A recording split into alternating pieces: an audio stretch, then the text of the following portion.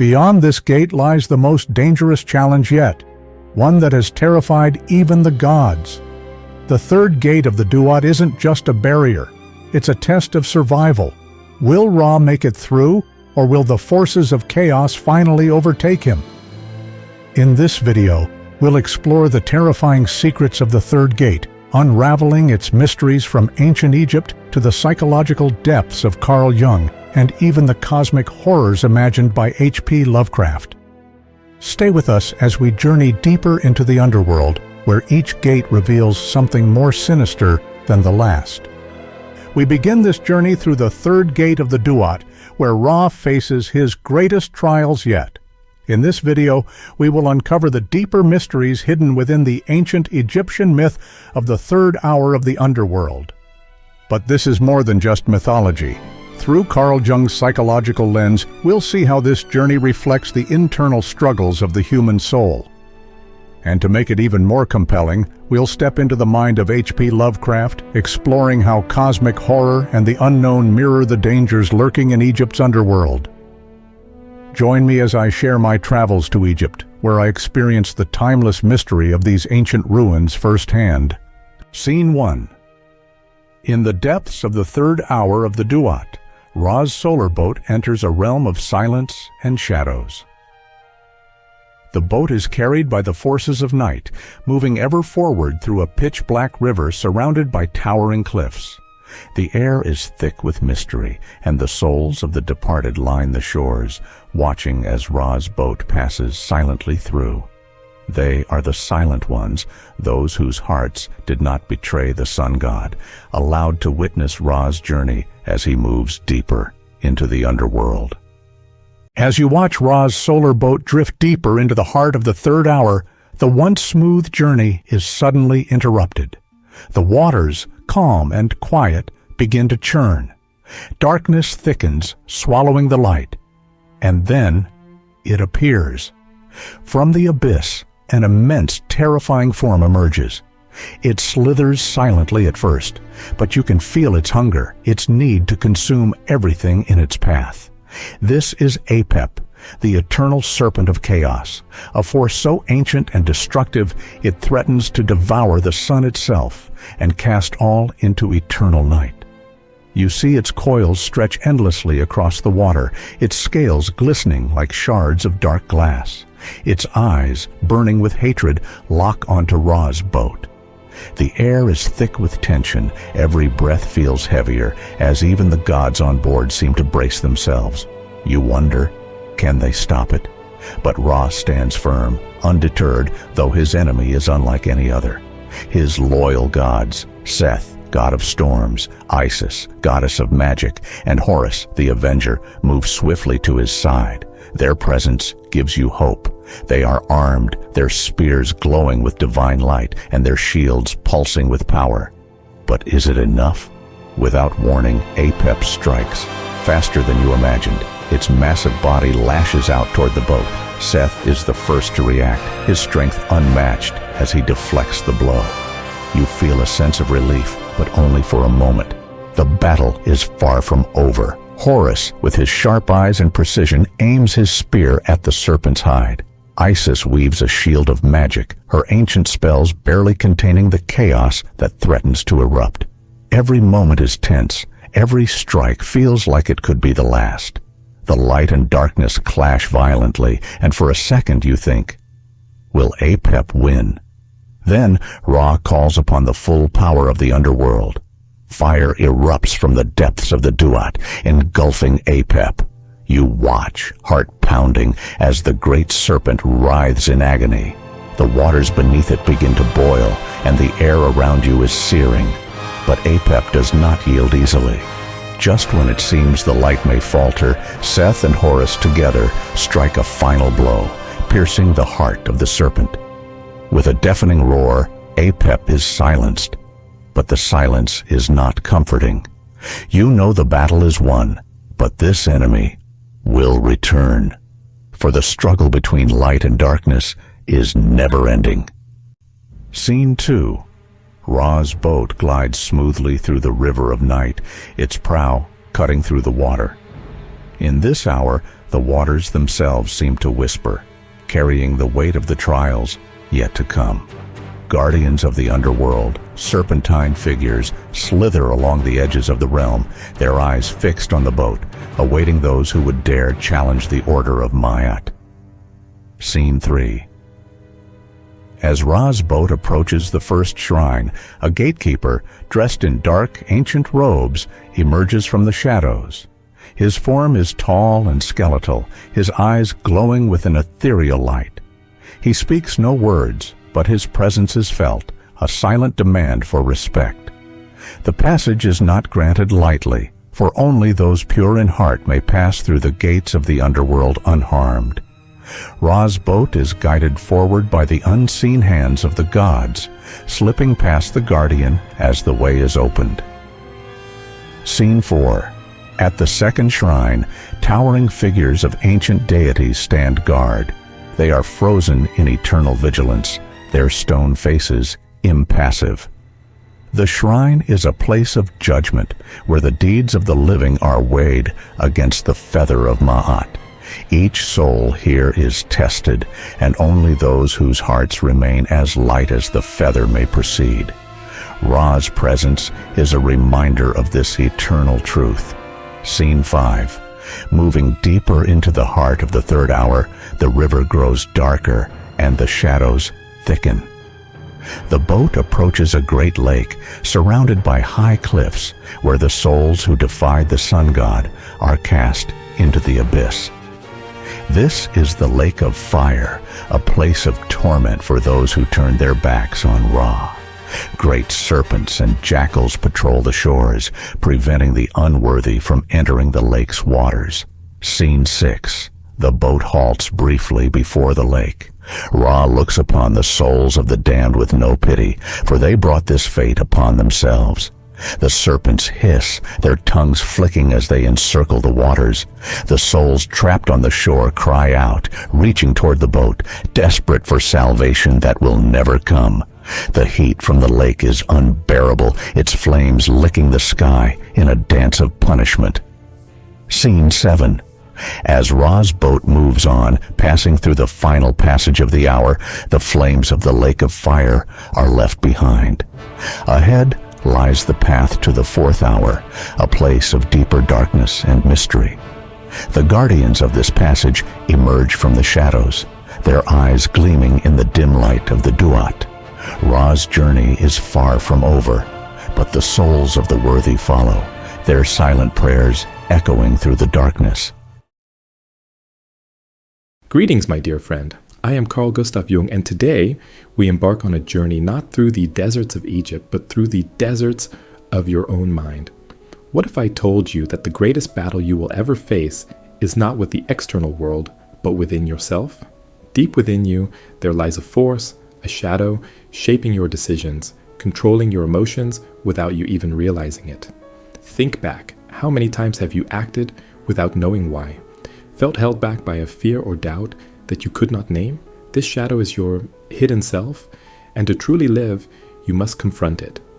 Allow me to guide you as we walk alongside Ra through the Book of Gates, a journey not just of mythology, but one that mirrors the confrontation with your own unconscious.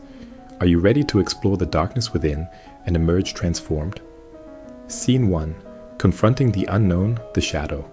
Picture Ra, the powerful sun god, descending into the underworld. There he faces Apep, the serpent of chaos.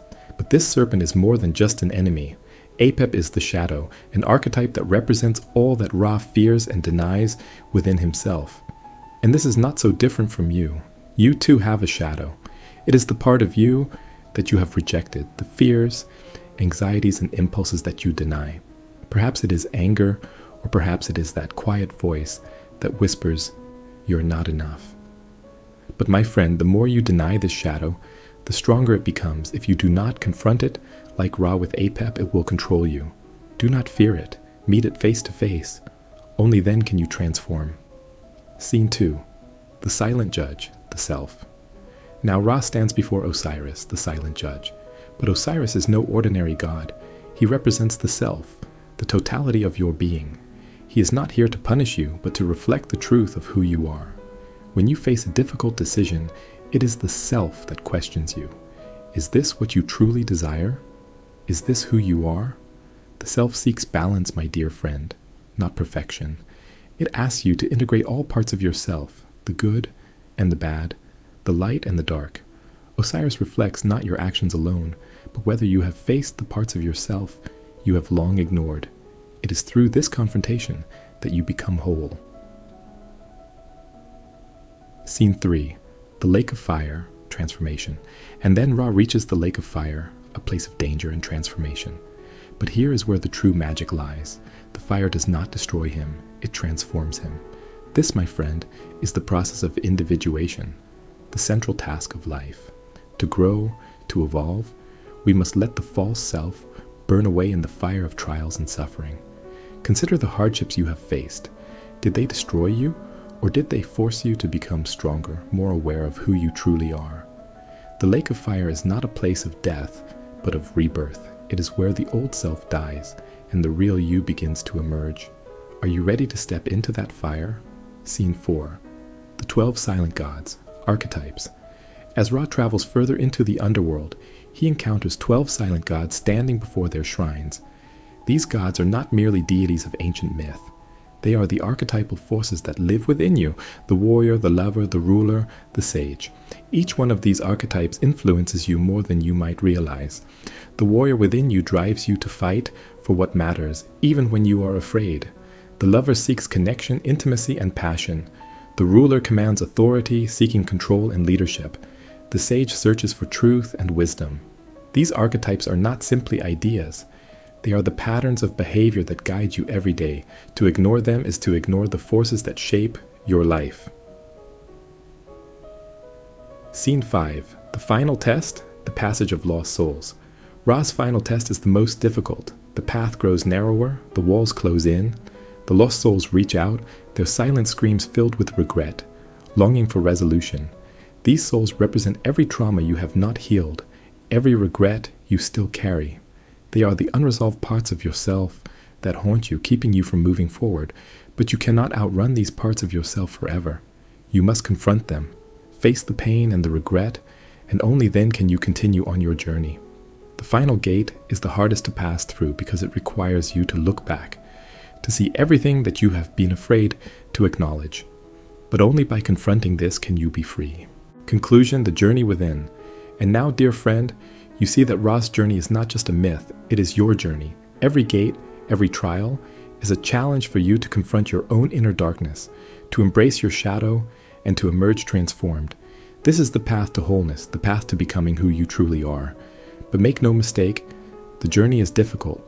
Most people will never complete it. They will remain trapped by their fears, their insecurities, their shadow. But you have the courage to go deeper, to face what others deny, and through this confrontation you will find not only freedom, but transformation. A closing thought. The darkness within you is not your enemy, but your greatest teacher. To truly live, you must not run from it, but embrace it. Only then will you become whole. July 12th, 1922, Luxor, Egypt. There are times when the veil between the known and the unknown becomes perilously thin, when reality itself seems to fray at the edges. Today I found myself peering through that tear, and what I saw, what I felt, I fear will haunt me for the rest of my days. The sun had already begun its descent when I arrived at the ruins of Medinet Habu, their ancient stones rising from the earth like the skeletal remains of a forgotten civilization. There was an unnatural stillness, a silence that seemed to seep into my very soul. I had purchased a relic earlier in the day, a small, ornate amulet, supposedly plundered from a tomb. Yet, as I wandered through the ruins, that trinket grew unbearably heavy in my pocket, as though the weight of centuries had been passed on to me. Was it guilt gnawing at my conscience? No, I tried to convince myself. It was merely a bauble, but deep down, I knew. I had disturbed something that should have remained untouched. Drawn deeper into the ruined temple complex, I stumbled upon her. Not the cold, silent statue I had expected, but a living, breathing figure, Sekhmet. She stood before me, regal and terrible, her eyes like molten gold reflecting the fires of ancient destruction. In her hands, she held a jar, tendrils of smoke curling from its mouth, filling the air with a scent so sweet, so intoxicating that my mind began to reel. "Welcome," she said, her voice a low, resonant whisper that seemed to echo not just in my ears, but in the very depths of my being. I wanted to speak, to move, to flee, but my body refused to obey. The smoke, thick and sweet, enveloped me, pulling me into its embrace. My vision blurred, the world around me darkening as though the sun itself had been extinguished. The last thing I saw before the darkness claimed me was her hand reaching out, a knowing smile playing upon her lips. Then, everything was swallowed by blackness. When I awoke, it was not to the comforting sight of the temple ruins, but to something far more dreadful. I was standing at the edge of a vast lake, its waters black and roiling with flames, the lake of fire. Its surface shimmered with an unnatural glow, casting twisted shadows that danced and writhed like living things. My heart pounded in my chest. I could not be here. This was a dream, a fevered hallucination brought on by exhaustion, heat, or the fumes from Sekhmet's jar. I tried to rationalize the scene, grasping at the tatters of my sanity. This is merely an illusion, I told myself, though my voice sounded weak even to my own ears. A product of fatigue, of the sun's relentless heat. Perhaps the amulet is cursed, and I have fallen prey to its trickery. Yet, no matter how much I attempted to ground myself in reason, the flames before me flickered and danced, far too vivid, too real. Then, from the shadows, she appeared once more. Sekhmet, her presence both divine and horrifying, stood beside the solar bark that floated silently upon the lake's surface. The sight of her, the terrifying grace with which she moved, sent a shiver through me. I had hoped for a sign that I could wake from this nightmare, but her presence was the cruel reminder that this was no dream. "Do you know the story of the heretic king Akhenaten?" she asked, her voice as eternal as the desert sands. I could only stare, transfixed as she spoke. Long ago, he turned his back on the gods. He worshipped only the Aten, the sun, casting aside the gods who had protected Egypt for millennia. The priests of Amun-Ra, outraged by his heresy, condemned him. It was here, she gestured to the infernal lake, where they brought him to meet his end. He was bound, his cries swallowed by the flames, as the priests delivered their judgment in the name of the gods. A cold dread settled in my chest as I imagined the scene, the once great pharaoh writhing in agony as the flames consumed him, and beside him his queen, Nefertiti, forced to watch her husband's execution, powerless to save him. It was a fate too cruel to comprehend. She watched, Sekhmet continued, as the man she loved was reduced to ashes. Her heart was burned that day, as surely as his body. The silence that followed her words was deafening. I could feel the weight of centuries, the echoes of that ancient crime still lingering in the air around me. My pulse quickened, and the amulet in my pocket seemed to burn against my skin. I could no longer deny it. My theft had angered forces far older, far more powerful than I could understand. Sekhmet's gaze pierced through me, her eyes glowing with a fierce intensity. "The lake remembers," she said softly. "It remembers the sins of all who come before it, and it judges those who follow." The words hung in the air, heavy with meaning. My breath caught in my throat. I had been judged, and I knew what awaited me. "Join me," she said, turning toward the sunboat. "Let us ride together and see what lies within the lake of fire." Every fiber of my being screamed in protest. I wanted to run, to escape this nightmare, but my body moved on its own. I stepped onto the boat, the flames licking at its edges as we drifted further into the inferno. Sekhmet watched me, her gaze unwavering as the fire crept closer. My mind was a storm of panic and denial. I grasped at the last vestiges of reason, trying desperately to convince myself that I would wake soon, that this was nothing but a fevered vision. "Have you committed a sin?" she asked, her voice calm, yet laden with the weight of divine judgment. I swallowed hard, my throat dry. "No," I whispered, but the lie felt like a stone in my mouth, heavy and unmovable. The flames rose higher, their heat searing my skin. I could feel the fire reaching for me, and yet still I clung to the lie, to the hope that I might escape this terrible judgment. But the fire knew the truth. Without warning, the flames surged, engulfing me in their searing heat. My screams echoed across the lake as I fell from the boat into the burning abyss. Visions of ancient gods, forgotten rituals, and the weight of my sin flashed before me as I plummeted into the darkness. The fire consumed me, devouring not just my flesh, but my very soul. And then, nothing. When I awoke, I was back in the desert, the cool sand beneath me. The ruins of Sekhmet's temple loomed in the distance, but the amulet was gone. The memory of the lake, the fire, and Sekhmet's tale burned within my mind, as vivid as the scorching sun now rising over the horizon.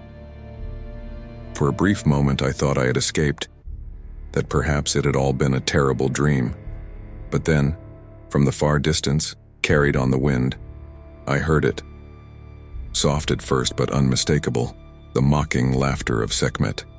It echoed across the sands, fading into the silence of the ruins, yet the sound lingered, a reminder that I had not escaped her judgment.